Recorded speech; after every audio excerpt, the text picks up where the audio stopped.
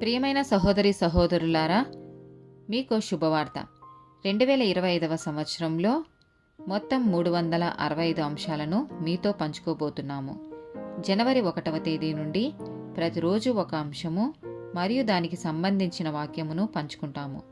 దయచేసి ఆ వాక్యములను వినండి, ధ్యానించండి మరియు ఆశీర్వదించబడండి. దయచేసి సబ్స్క్రైబ్ చేయండి మరియు మీ స్నేహితులతో పంచుకోండి. ధన్యవాదాలు.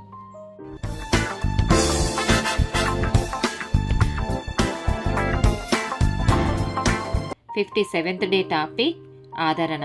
ద్వితీయోపదేశకాండము 33వ అధ్యాయము 27వ వచనం. శాశ్వతుడైన దేవుడు నీకు నివాస స్థలము, నిత్యముగా నుండు బాహువులు నీ క్రింద నుండును. ఆయన నీ ఎదుట నుండి శత్రువులను వెళ్ళగొట్టి నశింపజేయమనెను. కీర్తనల గ్రంథము 23వ అధ్యాయము 4వ వచనం. గాఢాంధకారపు లోయలో నేను సంచరించినను ఏ అపాయమునకు భయపడను. నీవు నాకు తోడైయుందువు.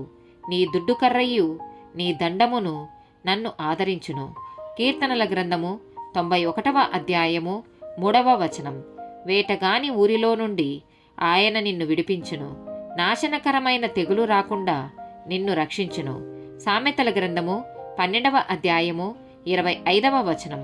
ఒకని హృదయములోని విచారము దాని కృంగజేయును, దయగల మాట దాని సంతోషపెట్టును. సామెతల గ్రంథము 15వ అధ్యాయము 4వ వచనం. సాత్వికమైన నాలుక జీవవృక్షము, దానిలో కుటిలత యుండిన ఎడల ఆత్మకు భంగం కలుగును. యెషయా గ్రంథము 50వ అధ్యాయము 4వ వచనం.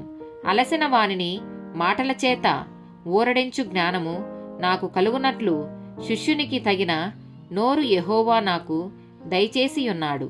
శిష్యులు వినునట్లుగా నేను వినుటకై ఆయన ప్రతి ఉదయమున నాకు వినుబుద్ధి పుట్టించుచున్నాడు. యెషయా గ్రంథము 51వ అధ్యాయము 12వ వచనం. నేనే మిమ్ము నోదార్చువాడను. చనిపోవు నరునికి తృణమాత్రుడనగు నరునికి ఎందుకు భయపడదువు? యెషయా గ్రంథము 66వ అధ్యాయము 12, 13 వచనాలు. యెహోవా ఇలాగు సెలవిచ్చుచున్నాడు, ఆలకించుడి.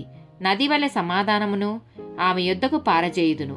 మీరు జనుల ఐశ్వర్యము అనుభవించున్నట్లు ఒడ్డు మీద పొల్లి పారు జలప్రవాహము వల్లే మీ యొద్దకు దానిని రాజేతును. మీరు చంకను ఎత్తుకొనబడెదరు, మోకాళ్ళ మీద ఆడింపబడెదరు. ఒకని తల్లి వాణ్ణి ఆదరించినట్లు నేను మిమ్మును ఆదరించదను. యెరూషలేములోనే మీరు ఆదరింపబడెదరు. మత్తయి సువార్త 5వ అధ్యాయము 4వ వచనం. దుఃఖపడువారు ధన్యులు, వారు ఓదార్చబడుదురు. యోహాను సువార్త 14వ అధ్యాయము 18వ వచనం. మిమ్మును అనాథలుగా విడువను, మీ యొద్దకు వత్తును. కొంతకాలమైన తరువాత లోకము నన్ను మరి ఎన్నడూనూ చూడదు. యోహాను సువార్త 16వ అధ్యాయము 33వ వచనం. నా యందు మీకు సమాధానం కలుగునట్లు ఈ మాటలు మీతో చెప్పుచున్నాను. లోకములో మీకు శ్రమ కలుగును, అయినను ధైర్యం తెచ్చుకొనుడి, నేను లోకమును జయించి ఉన్నానెను. 2వ కొరింథీయులకు రాసిన పత్రిక 1వ అధ్యాయము 3, 4 వచనాలు.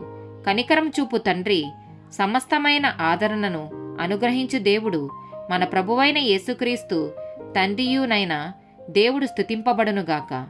దేవుడు మమ్మును ఏ ఆదరణతో ఆదరించుచున్నాడో ఆ ఆదరణతో ఎట్టి శ్రమలలో ఉన్న వారినైనను ఆదరించుటకు శక్తిగలవారమగునట్లు ఆయన మా శ్రమ అంతటిలో మమ్మును ఆదరించుచున్నాడు. ఆమేన్.